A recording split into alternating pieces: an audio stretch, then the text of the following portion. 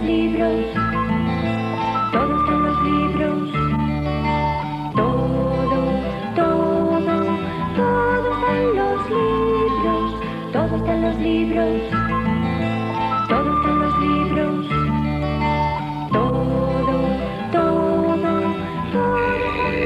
Buenas noches.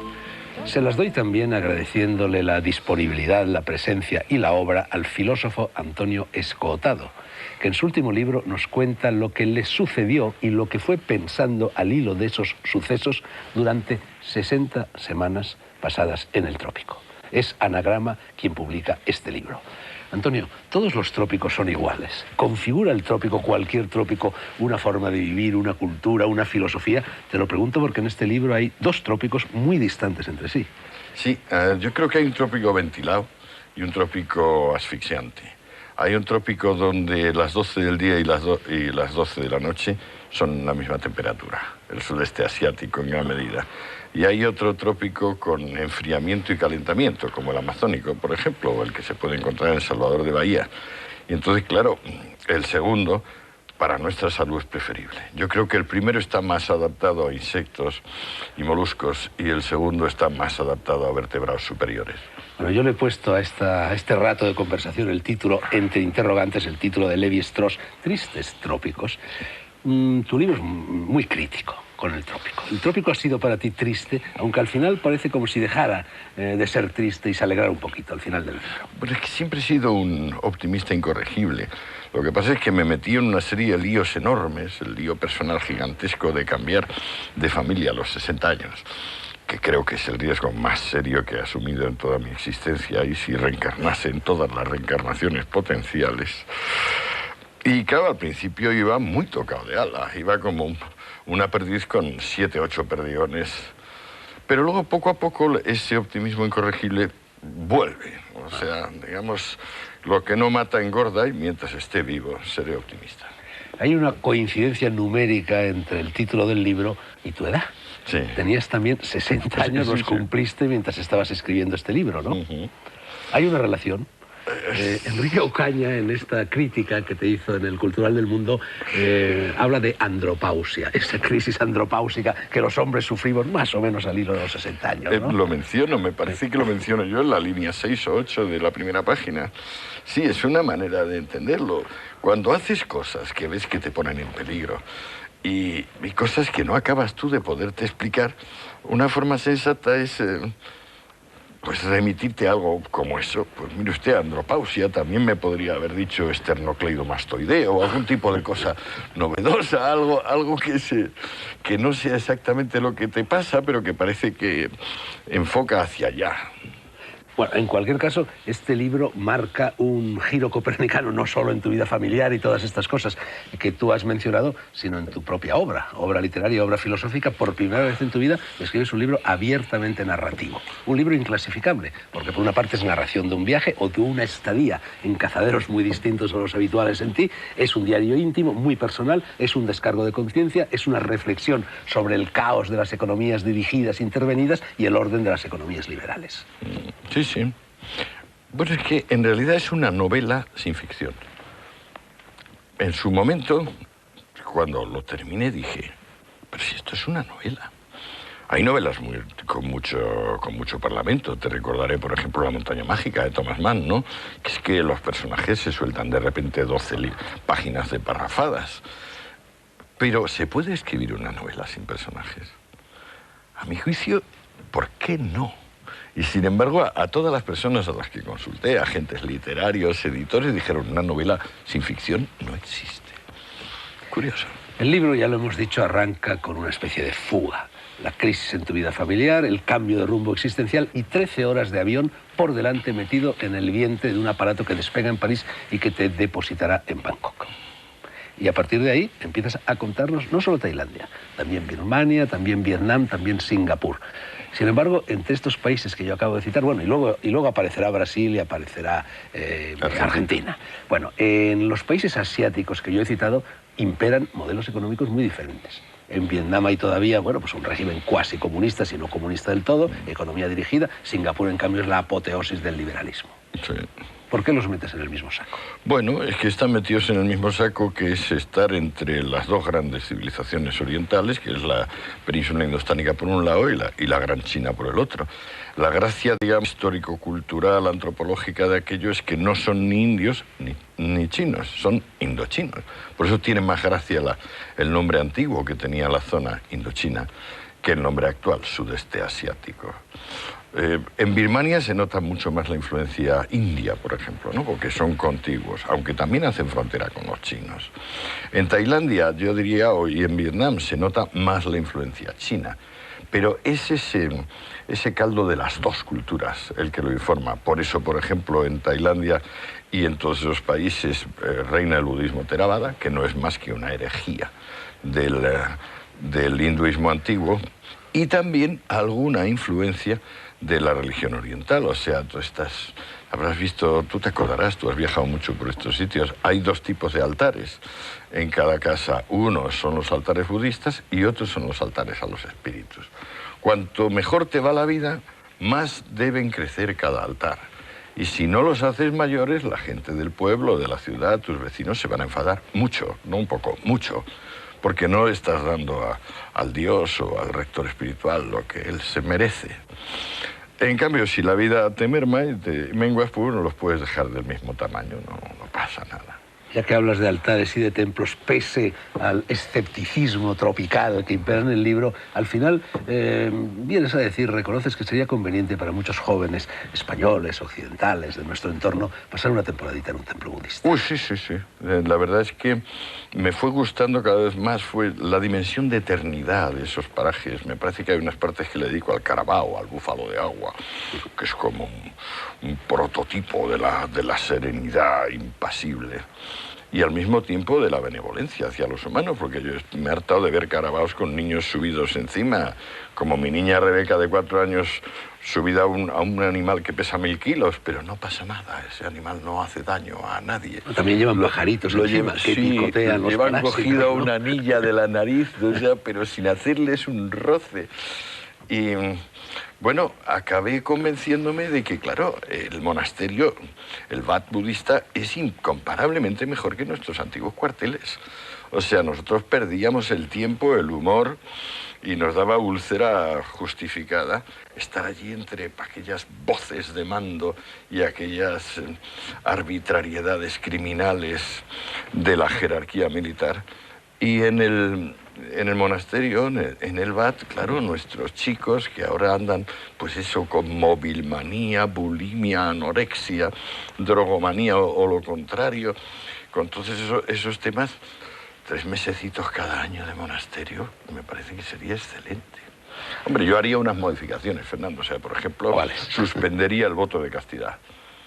Ellos tienen voto de castidad, obediencia y pobreza. Yo durante esos meses les suspendería el voto de castidad y permitiría monasterios mixtos, wats mixtos. Bueno, en realidad da lo mismo, porque el voto de castidad, aunque se formule, nunca lo respeta nadie o casi nadie, ¿no? Ni en el cristianismo, ni en el budismo, ni en ninguna parte, ¿no? Nosotros nos íbamos y cuando faltaba una semana o 3 días para irnos, unos monjecitos se afeitaron, se pusieron cejas postizas porque están obligados a afeitarse, y se pusieron peluca y se fueron a un karaoke. Los pillaron. Bueno, señal de que lo que yo estaba diciendo, que no respetan el voto de castidad, suponiendo que ocurriera algo en aquel karaoke. No, pero debe ser que no lo hacen con frecuencia, porque la pena que les iban a aplicar era muy severa, entre 2 y 5 años de cárcel. 2 o 5 años de cárcel.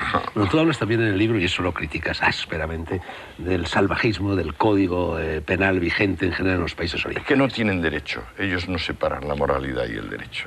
O sea, esa esfera, digamos, muy limitada que crearon los jurisconsultos romanos y que nosotros recuperamos ya después de la Revolución Liberal a finales del 18, ellos no lo conocen. O sea, para ellos, digamos, el derecho son los decretos que haga un abad o un jefe de Estado o un general. No hay derecho allí, hay moral y también hay autoridad. Pero derecho, en el sentido romano liberal, no lo hay. El libro nace de una experiencia muy concreta. Tú eres profesor en la UNED, profesor de Filosofía de la Ciencia, ¿no? Sí. Y te dan un año sabático. Y tú decides utilizar ese año sabático para marcharte precisamente a Tailandia. ¿Por qué Tailandia? Quiero irme a Vietnam, pero con la burocracia comunista es imposible. De modo que aunque hago gestiones frenéticas, me voy a París a ver al embajador, tengo todo tipo de promesas, luego todo se queda en el telón de bambú. Y a la última hora, cuando ya me queda una semana de que me vence el plazo para que mi universidad me conceda el sabático, me meto en internet, lanzo un mensaje y me responden 2 universidades tailandesas. Naturalmente meto mi currículum. Ahora es mucho más cómodo, porque ahora con el buscador Google simplemente coges y dicen búsquenme en Google y ya está.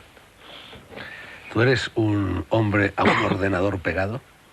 Porque en el libro tiene muchísima presencia el ordenador, sí, ¿no? Claro, bueno, es que es tu allí, cordón umbilical. Allí no hay periódicos, salvo el Bangkok Post. Allí la tele, pues, hasta que no te conectas a la red de canales internacional, no entiendes nada, porque todos son... Hay muchos canales tailandeses, pero no entiendes un carajo. Y, pues claro, el ordenador era para mí el compacto de la británica, es decir, una tremenda cantidad de conocimiento potencialmente pesquisable, y por otra parte Internet, y por otra parte mi útil de trabajo, porque yo para entonces estaba escribiendo artículos en Diario 16, un periódico que desapareció. Yo creo que desapareció en parte por lo bien que me pagaba los artículos. Lo hundiste. Bueno, al final del libro confiesas cierto arrepentimiento por no haber aprendido una lengua que te permitiera entender la tele, por ejemplo, y también con tus semejantes por allí, ¿no? Me tranquiliza, sin embargo, eso, el poco interés que ponen los tailandeses, por ejemplo, en aprender la lengua castellana, de la cual tenemos unos tesoros indudables en términos originales. Yo pensé estudiar tailandés y le pregunté allí en la Universidad de Bangkok a un filólogo y a un antropólogo que conocí. Le dije, ¿qué obras maestras tiene esta lengua escritas? Dijeron, bueno, obras maestras no sabemos. Nosotros tenemos una traducción de finales del siglo XIX del Ramayana. Digo, no, ya, pero eso lo escribieron mucho antes otros señores de otro sitio. Dice, bueno, aparte de eso que está expurgado en las partes sexuales, porque es que nos daba un poco de vergüenza, pues la verdad es que no tenemos más. Tenemos luego los estatutos, las ordenanzas administrativas, etcétera, etcétera. En esas condiciones, Fernando, ¿tú te podrías aprender una lengua? Bueno, yo soy fatal para las lenguas en cualquier condición. Es el motivo académico que aduces para justificar ese año sabático es la redacción de un trabajo sobre las causas de la pobreza y de la riqueza en Oriente y en Occidente. Gran parte de ese trabajo está ya volcado en las páginas de 60 semanas en el trópico, ¿no? Sí. Sí, lo que pasa es que ahora preparo, digamos, el tocho gordo, ese libro... La crítica de la razón roja. No, la crítica de la conciencia roja. La conciencia roja. Sí, la conciencia roja. Sí, ese libro tenía un apéndice más técnico sobre pobreza y riqueza, se lo he quitado y me lo llevo al nuevo libro. Pero sí, esta es la base de mi investigación. Me he dado cuenta, si parece mentira que no me haya dado cuenta yo antes, e incluso que todavía siga esto poniéndose en duda, que un país no es rico porque tenga diamantes o petróleo. Un país es rico porque tiene educación. Educación significa que aunque puedas robar, no robas. Educación significa que tú vas pasando por la calle, la acera es estrecha, y tú te bajas y dices, disculpe.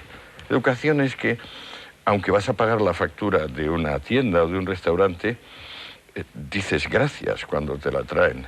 Das propina y cuando te devuelven, lo último que te devuelvan, vuelves a decir gracias. Cuando un pueblo tiene eso, cuando un pueblo tiene educación, un pueblo es rico. O sea, en definitiva, la riqueza es conocimiento. Y sobre todo un conocimiento que le permite el respeto ilimitado por los demás.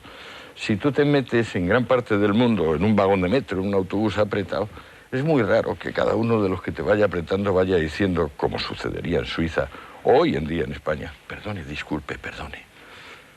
Donde no se produce eso, el pueblo es pobre. Bueno, hemos dicho que hay 2 libros en uno. Uno es la parte de diario íntimo, la otra es la parte, en fin, de especulación filosófica, filosofía moral. Porque tú has dicho que este es un libro fundamentalmente de filosofía moral, ¿no? ¿Por qué? Claro, ¿Qué sentido? Bueno, es una revisión de Hume. Pues yo había dejado a Hume fuera, como yo venía de filosofía pura y dura, o sea, Aristóteles. Tú eres de Aristóteles Hegel. Claro. Y lo redescubres a Hume y Adam Smith. Exacto, Hume y Adam Los dos Smith. mentores de la filosofía moral predominante en el libro. Moral Philosophy se llamaba la cátedra a la que aspiró vanamente Hume y que luego le dieron a Smith. Y Moral Philosophy es la economía política. Si tú te fijas, la economía política no es más que un análisis, y si puedes una explicación, de los usos y costumbres que hay en cada plaza, o sea, respecto de cada cosa. Y entonces, a diferencia de la ética, que siempre es una regla de conducta personal, la moral es una regla de conducta grupal. Y la regla de conducta grupal, por excelencia, es la costumbre. Entonces, estos son filósofos de la costumbre, son analizadores de la costumbre.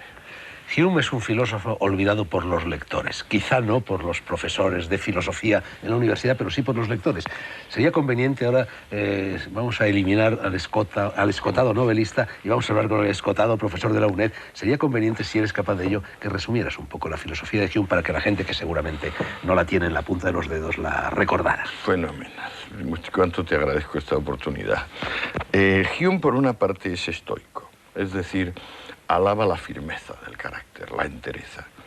Pero al mismo tiempo se da cuenta de que con el mero estoicismo, con la mera entereza, no se llega demasiado lejos, más que en el sentido de extralimitarte en tu orgullo, porque en el fondo lo que estás creyendo es que puedes lidiar favorablemente con el dolor.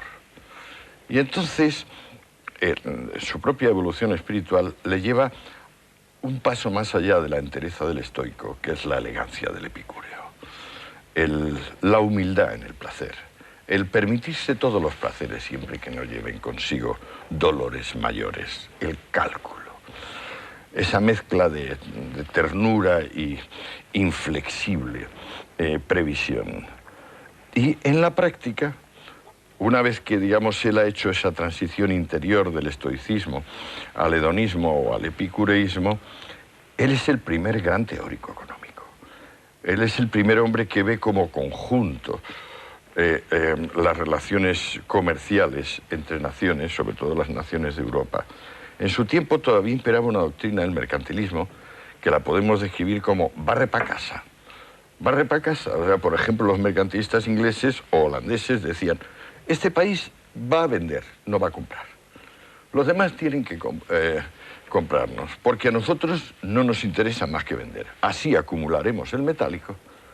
Y Hume dice, qué tontería. Ustedes acumulan el metálico, en el momento en que hay acumulación de metálico suben los precios, en el momento en que suben los precios no sale tan a cuenta fabricar las cosas que ustedes venden y entonces automáticamente se redistribuirán tanto la liquidez como la producción.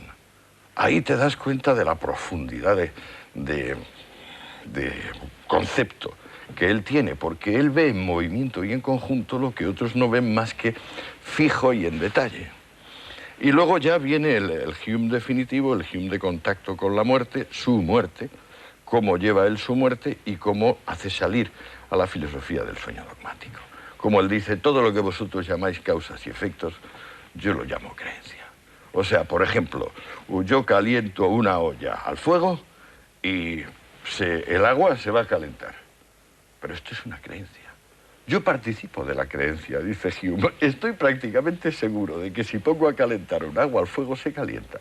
Pero eso no quiere decir que tenga una explicación para el caso de que no se caliente. Kant dice entonces, este hombre me ha sacado del sueño dogmático. Y le cita al comienzo de la crítica de la razón pura. Cuando yo estudié filosofía en el colegio, no en la universidad, a Hume siempre me lo presentaban con la etiqueta de escéptico. Es por eso que acabas de decir, por plantearse cualquier creencia el principio causal, críticamente. por criticar el principio causal, por decir que la relación entre causa y efecto no es necesaria, sino que es un asunto de fe, de creencia. Muy valeroso, hay que ser muy valeroso. Vamos a seguir hablando de esto, pero antes vamos a hacer un pequeño bucle volviendo a la parte de diario íntimo de 60 semanas en el trópico. En la parte teórica, en la parte filosófica, tú pisas fuerte. Hay en ti incluso cierta arrogancia occidental. En cambio, en la otra parte no pisas fuerte, todo lo contrario. Tienes sentimiento de culpabilidad, eres implacable contigo mismo y vienes a acusarte de ser un hijo único, caprichoso y despectivo. Sí, sí. Ahí hay un doble criterio en el libro, ¿no? Sí, bueno, tú que conoces también sustancias visionarias, no sé si alguna vez habrás tomado ayahuasca, al menos ayahuasca tan potente y tan seguida como a mí me toca tomar ahí, o sea que son 4 Cuentas días. un viaje con ayahuasca en Brasil, 4 viajes sí. al término del libro. O sea, ¿no? alterno. Viajes anteriores a tu viaje Sí. a Tailandia, ¿no? Claro, no, posteriores, pues ese es el posteriores. final, sí, el final. Sí, está al Cuando final, estoy pero en yo creía Manaus. que se refería a un viaje Pues anterior. voy o sea, digamos, lunes, miércoles, viernes, domingo. Y claro, ya el domingo ya es mucho viajar, ya es el cuarto. Y la ayahuasca, yo creo que se diferencia de otras grandes drogas visionarias, como por ejemplo el ácido o los honguitos o la mescalina, en que es mucho más social. O sea, en que a mí por lo menos me tenía presente a todos los demás. Bueno, de hecho se toma siempre coralmente, ¿no? Incluso con factores telepáticos inquietantes. O sea, Dicen que tiene telepatina, una sí, lo sustancia llamaban activa, ¿no? telepatina. Psicoactiva. El primer químico que aisló los ingredientes activos, que por cierto se equivocó porque son 3 y él creyó que era uno solo, lo llamó telepatina. A mí desde la segunda toma me daba la incómoda sensación de que cualquier cosa que pasase por dentro de mí me la estaban captando los demás. Y yo desde luego estaba dentro de mis vecinos, o sea... Pero claro, hace falta unas dosis. Yo en España me habían dado ayahuasca un par de veces, pero nunca me había puesto ni remotamente cerca de eso. También es incómodo. En esas altas dosis tienes una tendencia a vomitar, al vómito y a la diarrea, que casi imparable. No sé, hay que estarse muy quietecito. Me preguntabas antes si yo he tomado ayahuasca, y sí, por supuesto que la he tomado aquí y en Brasil. Y a mí me sucedió en la primera ingesta de ayahuasca algo que realmente me sorprendió mucho porque no me había sucedido nunca antes en otros viajes psicodélicos. Me sucedió que me asomé a mi conciencia. Ya que hablábamos de sentimiento de culpabilidad en la parte diario y íntimo, yo me asomé a mi conciencia, la vi como un tubo, creí que ese tubo iba a estar lleno de escupitajos, de telarañas, de murciélagos, y entonces me sorprendió muchísimo porque estaba limpio, bruñido, como los chorros del oro. Y entonces me descondicioné tremendamente. Bueno, y precisamente tú te vas a Oriente, y Oriente, una de las cosas que propone la sabiduría oriental es el descondicionamiento frente a todo sentimiento de culpa, lo cual seguramente tiene que ver con la existencia o no existencia del pecado original, que allí nunca lo hubo. No, sí, además ahí me lo dice. Una de mis compañeras dice, tú mereces la dicha, sabes que la mereces y sin embargo no te atreves a reconocerlo. Y lo que evidentemente me da cuando yo ya me envuelvo en la sábana y digo, bueno, vale, ahora me trago la culpa y ahora vamos a ver si me muero, ya definí tranquilamente. Entonces no solo es que no te mueres, vas respirando cada vez más firme, más claro. Y lo que va apareciendo no es el yo, estoy mejor, estoy peor, sino van apareciendo los otros. Van siendo cada vez más intensa la sustancia de todos los que te acompañan. Por eso a mí el sentimiento que me da es un sentimiento republicano, es decir, un sentimiento de cosa común, o sea, de la sustancia participada por cada uno de nosotros. A mí el segundo hecho sorprendente que se produjo en mi primer viaje de ayahuasca, te lo digo también, se lo digo sobre todo al filósofo, porque tiene bastante que ver con el ser y la nada, para ponernos así un poco pedantes. De repente vi un agujero negro y me caí en el agujero y durante aproximadamente media hora, lo sé porque al emerger del agujero miré el reloj y había transcurrido aproximadamente media hora, estuve en la nada, no existí. Y sin embargo fue extremadamente placentero. Y lo cual me ayudó a superar bastante el miedo a la muerte.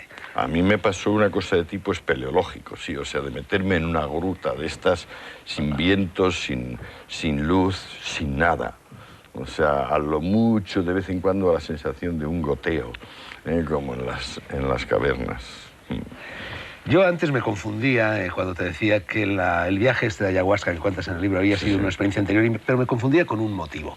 Tú tienes una infancia brasileña, una adolescencia brasileña, habías vivido allí con tus padres, Viví de los ¿no? 4 a los 14 en Brasil, es mi lengua vernácula, sí, ahí es donde aprendí a leer y a escribir. Quizá eso es lo que justifica el hecho de que veas con más simpatía el trópico americano que el trópico asiático. No, me pienso ir de sabático a Salvador.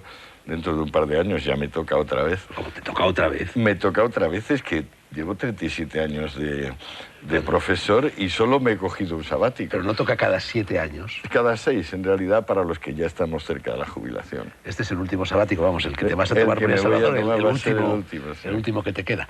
Bueno, hace un momento te autocalificabas como un optimista irremediable. Ya sabes que yo siempre te he llamado optimista panglosiano, incluso, y cuando publicaste el libro inmediatamente El Caos y anterior, Orden. El Caos y Orden, que fue premio de ensayo de Espasa, ¿no?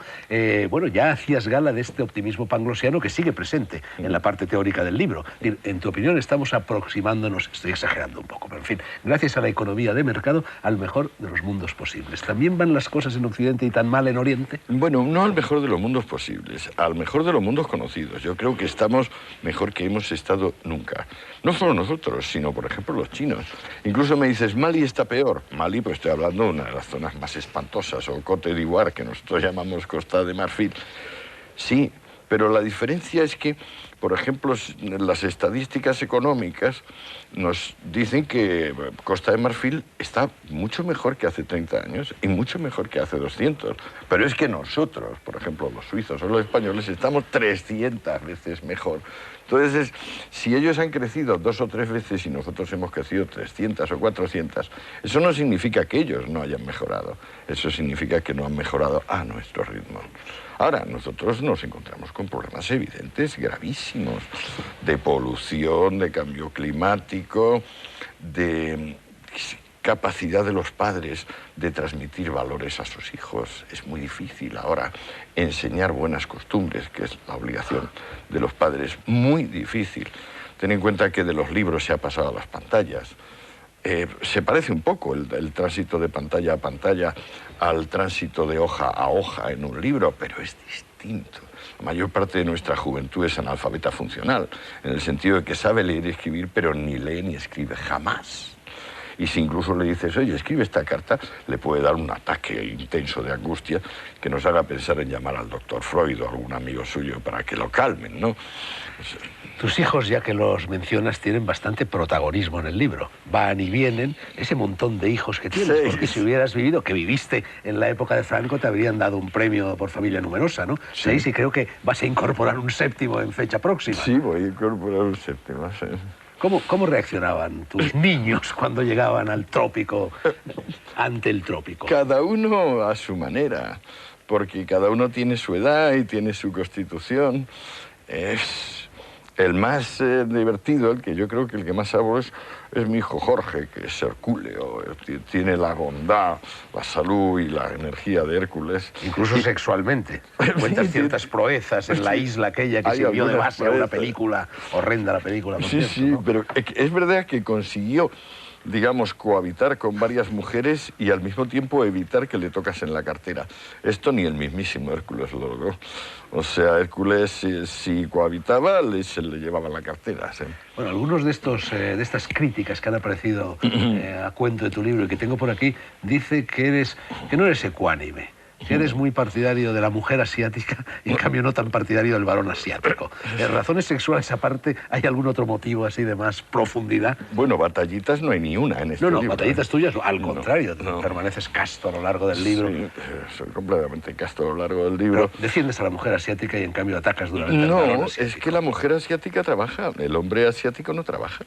Da igual que sea, por ejemplo, un supermillonario que general, o que sea un pobre desgraciado, analfabeto, que vive en una aldea mísera de la provincia, por ejemplo, Isan, más miserable de Tailandia.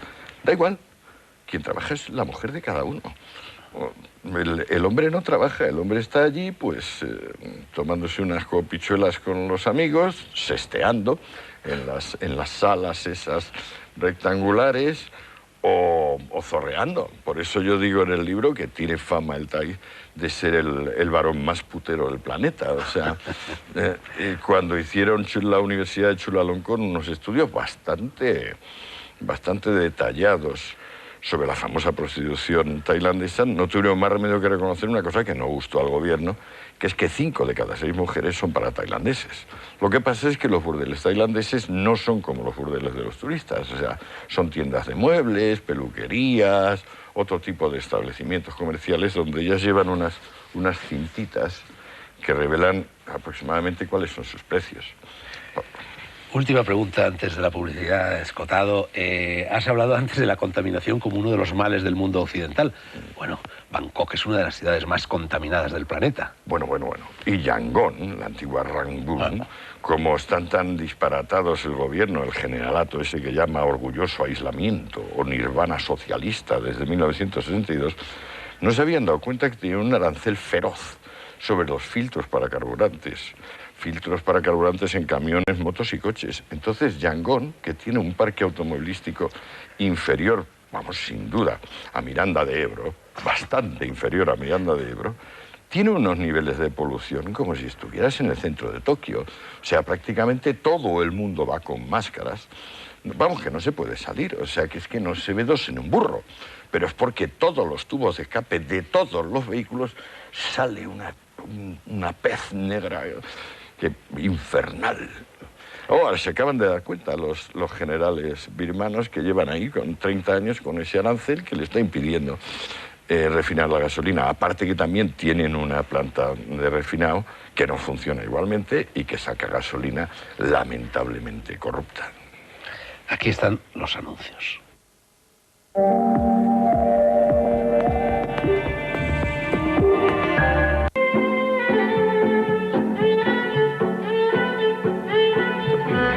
Segunda parte de Negro sobre Blanco.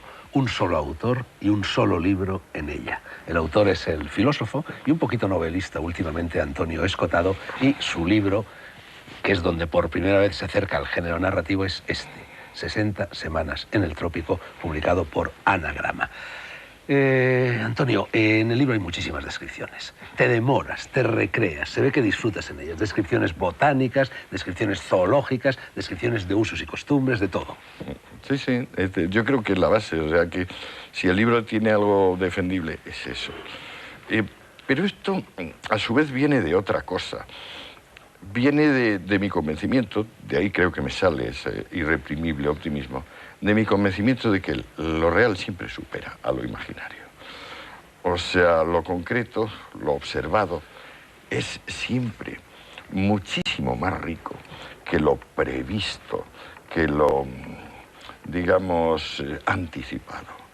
Entonces basta quedarse, lo mismo me da en una salamandra, que en el árbol de la goma, que en ver trabajar a una Tai, porque antes hablábamos de que solo trabajan las Tai. Por supuesto, si la chica no es guapa y espabilada, en cuyo caso solamente en derramera, la chica se irá a trabajar de pocera, de albañil, de cuidadora, y tú las ves por ejemplo, con un poco de coquetería, poniéndose, por ejemplo, un sombrero, de poceras o de albañiles en la calle. Si eso, en vez de hacerte un juicio moral, intentas meramente observarlo y describirlo, allí está, yo creo, una fuente de riqueza en la observación, por un lado, y también una fuente de apaciguamiento interior para el que observa.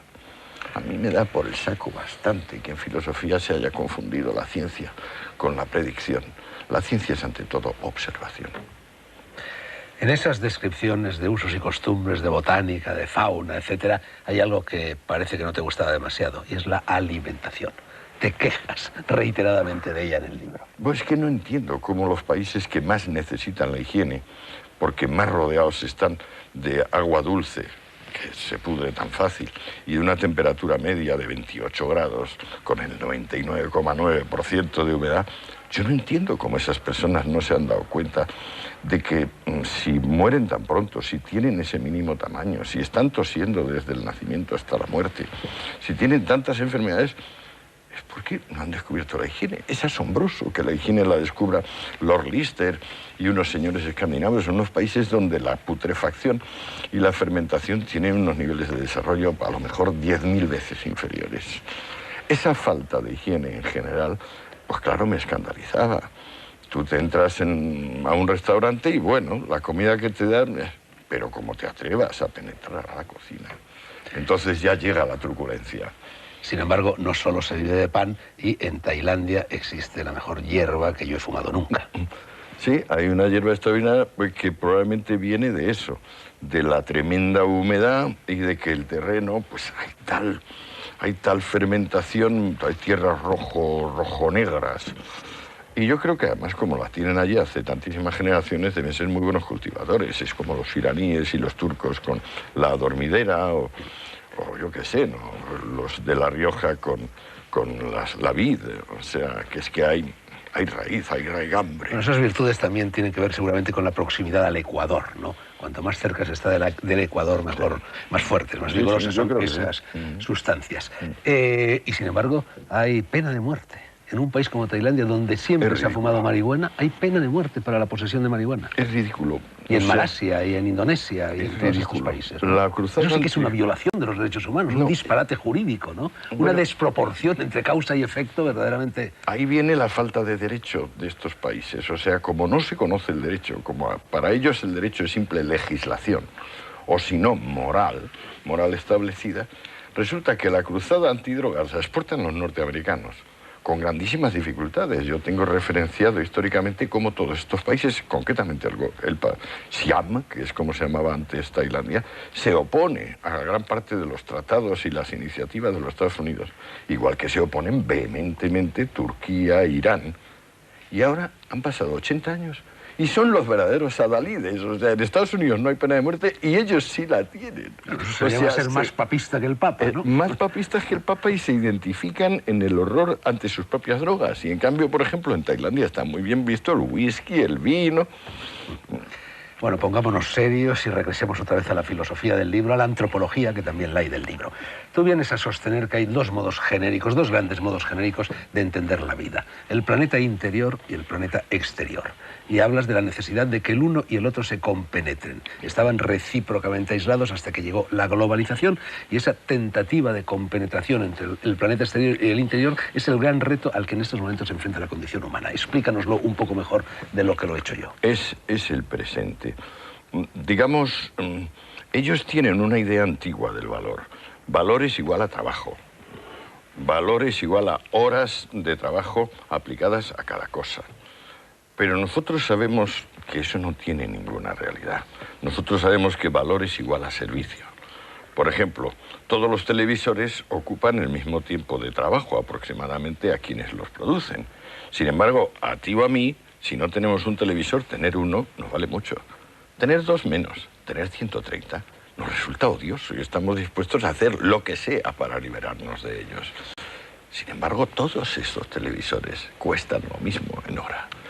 O sea, en estos pueblos todavía no cunde la idea de que para vivir, y sobre todo para vivir bien o muy bien, lo que tienes es que ser capaz de prestar servicios útiles a otros.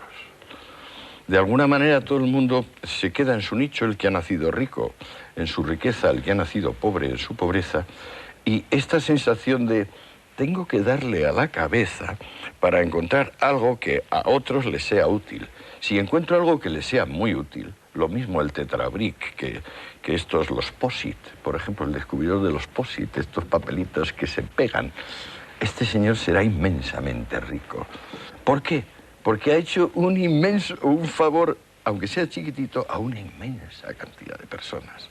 Este respeto que viene con la ciudadanía y con la revolución que impone el derecho, donde antes no había más que legislación o veleidades morales de cada lugar, esta revolución es la que funda el planeta interior, pero ha tenido tal éxito que se difunde por todo el orbe. Y entonces hay como es el desasosiego, el terror de perder pie y de meterse en otras cosas, pero al mismo tiempo cuando tú ves a los thais o ves a los birmanos o ves a los vietnamitas, comprendes que si bien la gente de nuestra edad está un poco fuera y está dispuesta todavía a vivir de los cocos y de los otros frutos, de las papayas, o de unos pollos que andan por ahí, desplumados naturalmente, porque hace tanto calor que plumas no tienen, te das cuenta que todas las generaciones jóvenes están dispuestas a lo que fuere, por un Walkman, por un Vespino, un velomotor, por ropa de marca, por ponerse la gorra del revés y por irse a un 7-Eleven a parecerse a una reunión en Manhattan o en las Ramblas. ¿Cómo anda aquello ahora de hippies? ¿Sobreviven? Está ¿Quedan lleno de grupúsculos? hippies, está lleno de hippies. O sea, el que quiera buscar hippies se tiene que ir a Tailandia y a Vietnam.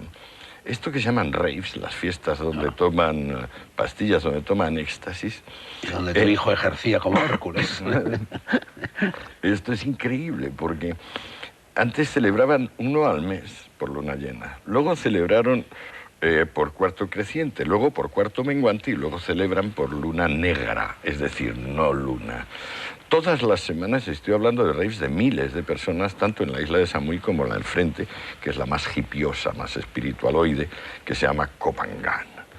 Y más asombro me ha causado... Allí es donde se rodó la película esta que mencionábamos antes de la isla. Un poco más allá se rodó la isla, en una cosa que se llama Marine Land o Marine Park, que son más bien islotes, no de tanto tamaño como Koh Phangan y Samui.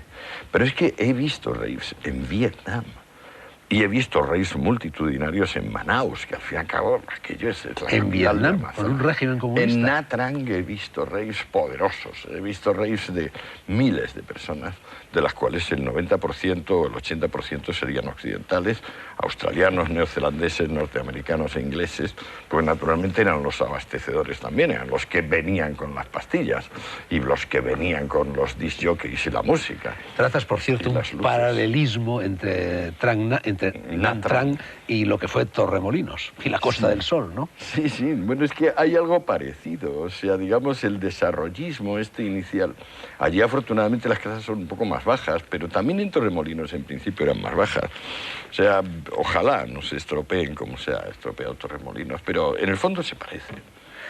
Hay algo, una monstruosidad, que denuncias insistentemente en el libro, que te irrita mucho, que también a mí me irrita muchísimo cuando voy a estos países, pero que sin embargo tiene que ver con uno de los valores del mundo occidental, con el turismo. Me refiero al doble rasero económico. Me refiero al hecho de que tú, en cuanto rostro pálido que viene de fuera, vas a un hotel, compras un billete de avión, comes en un determinado sitio, llegas a un museo y tienes que pagar mucho más de lo que pagan los locales. Sí, sí. Eso realmente es de una inmoralidad. Fíjate que en la India, por ejemplo, entrar en el Taj Mahal, y todas las personas que van a la India quieren entrar en el Taj Mahal, cuesta 8.000 pesetas, que es muchísimo más de lo que gana un honrado trabajador indio a lo largo de todo un mes o de 2 meses, ¿no?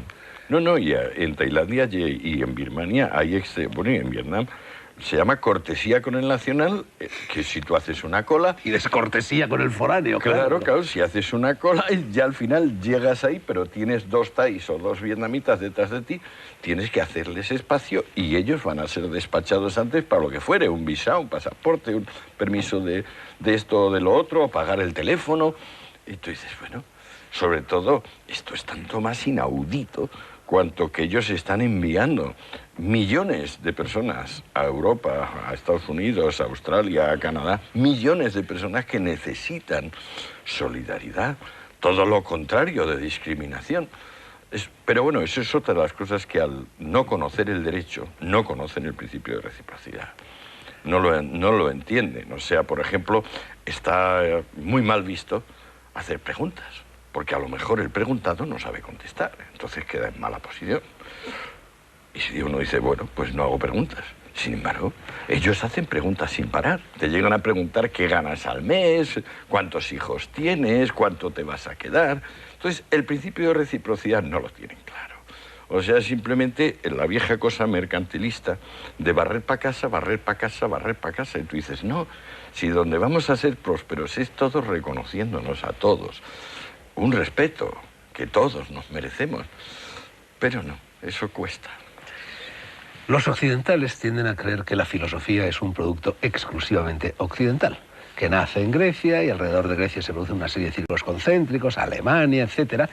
Sin embargo, hay también una filosofía oriental, una filosofía poderosa, una filosofía incluso en muchos casos anterior a la formulación filosófica de la Hélade, ¿no? Sí. ¿Has aprovechado tu paso por allí para estudiar un poco esta filosofía? Pues sí, la verdad es que sobre todo la religión que tenía allí, que era el budismo Theravada, el budismo del sur, que le llaman también de los antepasados o democrático, esto sí que le estuve prestando mucha atención a través de un amiguete que llevaba allí 20 años y tenía gurús, son bastante sabios. Es decir, uno se encuentra en los monasterios budistas un señor trilingüe con toda tranquilidad que le está hablando igual de André Malraux que de Aristóteles. Esto es, no lo puedo negar. Pero la filosofía que nos llega de este mundo, que yo creo que entra como con un chorro poderosísimo a través de Platón. El gran Platón es el que coge la filosofía oriental, todo esto de la transmigración de las almas, la eternidad de lo espiritual, los votos de pobreza, obediencia, castidad, los principios comunistas de la República, todo esto. Toda esta tendencia acaba llevando, con Schopenhauer, en el siglo pasado, en el XIX, después de mucho digerirla a Occidente, al extremo pesimismo en el que realmente consiste. O sea, a los infinitos grados de inanidad del ser. ¿Hasta qué punto el ser realmente es nada? Menos que nada.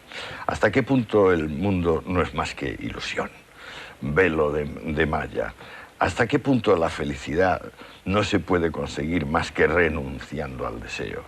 ¿Hasta qué punto lo mejor que podemos hacer todos es declararnos mortificados y mortificantes?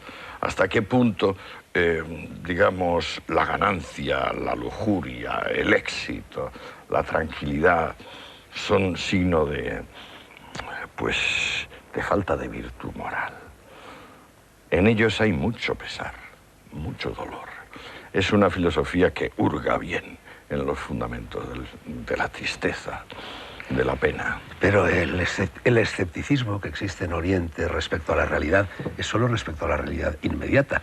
Ellos no es que apuesten por la nada, ellos dicen que hay otra realidad que no es ilusoria, que no tiene que ver con los sentidos y que es la que hay que para acceder a ella hay que rasgar el velo de Isis. O sea que en realidad no es un nihilismo. No es un nihilismo salvo alguno. Por ejemplo, el Perigar que fue compañero de Gandhi para conseguir la independencia de la India y tal, Periyar. Decía, me he tirado 2 años en la ciudad del Ganges, donde van allí. Benarés. En Benarés. Me he tirado 2 años de renunciante en Benarés, esperando conseguir la iluminación. No he conseguido iluminación alguna, pero sí vengo con el siguiente convencimiento. El que crea en Dios es un canalla. El que hable de Dios es un canalla. Dios no es más que una falsedad. Entonces, claro, solo en la India se puede conseguir un grado de ateísmo tan militante como el que puede desarrollar Periyar. Pero también solo en la India las personas tranquilamente se van y están 4 y 5 años sin comer, apenas sin beber, sometidos a todo tipo de las más espeluznantes incomodidades. Esto nosotros no lo conocemos, pero claro que lo hemos conocido. Figúrate Dionisio Cartujano, San Bernardo, San Benito, o sea, toda la corriente que se puede llamar monástica es una corriente de atormentarse a sí mismo. La gran diferencia filosófica, religiosa, entre Oriente y Occidente, en mi opinión, no sé si tú estás de acuerdo, sería el dualismo y el monismo.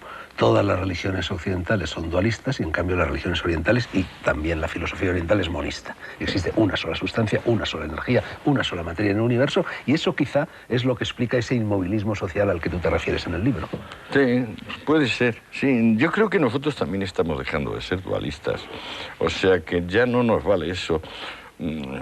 Por eso, digamos, nosotros somos cada vez más partidarios de la complejidad, Fernando. No es ni 1 ni 2, ni 3, como la Trinidad cristiana. Es una totalidad que se autoproduce, que no es previsible, que más que nada es observable a posteriori, que si uno la mira con ecuanimidad, pues normalmente le va a dar más resultados que si uno la mira con la severidad del que dice tienes que ser así o tienes que ser así. Todo lo que decías al comienzo de esta entrevista, que ya está terminando, acerca del estoico, acerca del epicúreo, acerca del lícito ejercicio del placer, se da de bruces con el budismo, se da de bruces con la filosofía oriental, porque en definitiva lo que tú estabas proponiendo era el apego como causa del placer y para eliminar el dolor, y en cambio allí te dicen exactamente lo contrario. Es el apego lo que genera el dolor y es el desapego lo que genera la felicidad. Claro, pero es que está muy claro. Nosotros, un señor como Siddhartha Gautama, que se va a la calle, donde normalmente, vamos, su padre y su madre le tenían separado de la calle para que no viese el sufrimiento, para que no viese los límites, y un día ve un enfermo y otro día ve un muerto, y entonces empieza a preguntar, pero es que hay enfermedad, hay dolor, hay muerte. Y le resulta tan insoportable eso que se lanza durante años y años a una vida de extrema mortificación. Y al final ya debajo del árbol Banyan dice, pues aquí me quedo hasta que me muera porque no estoy dispuesto a vivir una vida dolorosa. Y entonces es cuando ya le llega el nirvana, le llega la iluminación y le deja de doler. Vuelve y la mujer le dice, pero has estado mucho tiempo fuera. ¿Qué le has traído a tu hijo que ya ha crecido? Y saca este hombre, este mega depresivo, un cuenco de mendigo y le regala el cuenco de mendigo a su hijo. En nuestra cultura, ¿tú crees que se admite que un padre, en vez de cuidar de su mujer y de su hijo, se largue a mortificarse y luego le regale un cuenco de mendigo para que vaya a hacer la calle? Naturalmente, nosotros tenemos otras ideas sobre la felicidad. Pero no conduce el dualismo a un exceso de competitividad y a menudo incluso a guerras, que sería ya el colmo de la competitividad, y en cambio el monismo a lo contrario, a la cultura de la negociación, a la cultura de la complementariedad frente a la competitividad. Ojalá fuese una esfera de negociación. Antes mencionabas la tremenda discriminación de precios y tratamiento que veríamos ahí. No hay negociación alguna. Pero eso es imitación de Occidente, esa voracidad. No hubiera sucedido hace 40 años, antes de que llegaran las masas turísticas. No es cierto. Tú vas a Brasil, por ejemplo, y a nadie se le ocurre cobrarte la cerveza diferente porque no eres negro o no eres indio. Eso solo te pasa en el sudeste asiático. Y en África empieza a pasar también. En África también pasa, sí, es cierto. Pero hay sitios donde pasa y sitios donde no pasa. Tampoco pasa en México, por ejemplo. Y no es que gran parte de la población de México no sean aborígenes. Bueno, pero tampoco pasa en Japón, que es Oriente. No, porque Japón es civilizado, igual que no pasa en Singapur. No, claro, no, eso es signo de incivilización. No, estamos hablando de la competencia, es un tema que no hemos tocado, del mayor interés. La competencia, en realidad, es meritocracia. La competencia quiere, por una parte, que el que mande no sea el productor, sino que el que mande sea el consumidor. Y entonces somete a los productores a una meritocracia. Es decir, el que produzca el servicio más útil, más rápido, más seguro y más barato, se queda con el cliente. Ellos, como no tienen ese afán de autoemulación, es decir, ese gusto por la perfección, el primer problema que se encuentran es que los productos que sacan adelante son unos productos muy defectuosos. Yo menciono, por ejemplo, las neveras Nacional, que ellos tienen un monopolio como tuvieron la SEAT en España de los coches, y ellos ya saben, hace 20 años, que la puerta de la nevera grande y de la mediana, la puerta del congelador, que es de plástico, la bisagra de arriba, se rompe a la tercera vez que se abre. Solo saben hace 20 años, pero sigue la bisagra haciendo eso con graves problemas, porque entonces se hace demasiado hielo, se derrama. No es que lo piense yo lo observé durante un año, pero luego fui comentando con amigos, dueños de hoteles. Pasa así. Esto entre nosotros es imposible. ¿Por qué? Porque hay una competencia y hay otras neveras y la Nacional pues ocuparía el lugar que ocupa nuestra ciudad. Pero ¿no choca el concepto de la meritocracia con el concepto de igualitarismo que es el imperante en la cultura judeocristiana del mundo occidental? Bueno, pero es igualdad, estamos ya fuera de tiempo. Fernando, es igualdad ante la ley. Es igualdad ante la ley, que no tiene nada que ver con igualdad patrimonial. O sea, tú ganas más dinero que yo porque tú trabajas más que yo. ¿Cuándo llega la crítica de la conciencia roja? Sí, entonces... Que será también una crítica de lo que llamas la santa pobreza. El otro día leía un artículo tuyo en El Mundo. La secta de la secta de la santa pobreza. Sí. ¿Está al caer? Pues mira, la verdad es que me está gustando tanto... ¿Que va a ser así de gruesa o qué? Sí. Va a ser yo pensaba hacer una chalupa poética y me va a salir una coraza. Hasta aquí, 60 semanas en el trópico. Antonio Escotado, Anagrama.